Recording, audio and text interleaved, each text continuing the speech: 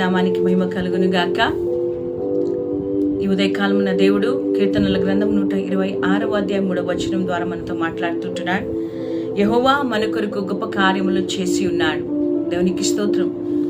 నా జీవితంలో దేవుడు గొప్ప కార్యాలను చేసి ఉంటున్నాడు. గొప్ప కార్యములలో మొదటిది రక్షణ. ఉచితంగా రక్షణను మనకిచ్చాడు. ఆరోగ్యమును, ఐశ్వర్యమును మనకు కలుగజేసి అనేకమైన కీడు నుండి, అపాయముల నుండి మనల్ని తప్పిస్తూ, మన కుటుంబాలను ఆదరణతో, ఆశీర్వాదముతో ఆయన నింపి గొప్ప కార్యాలను మన జీవితంలో చేసిన దేవుణ్ణి మనం స్తుతించాలి. స్తుతించడం మాత్రమే కాదు, కానీ ఆయన చేసిన గొప్ప కార్యాలను ఇతరులతో కూడా మనము ప్రచురము చేసి క్రీస్తు నామాన్ని మనము మహిమపరచాలి. కాబట్టి ఈ దినము దేవుడు చేసిన కార్యాలను ఇతరులతో సాక్షిరూపంగా పంచుకొని దేవుని నామాన్ని మహిమపరిచి అనేకులకు ఆశీర్వాదకరంగా నువ్వు నిలవాలని దేవుని యొక్క కోరిక. దేవుడు నిన్ను, నీ కుటుంబాన్ని దీవించును గాక. ఆమేన్. God bless you.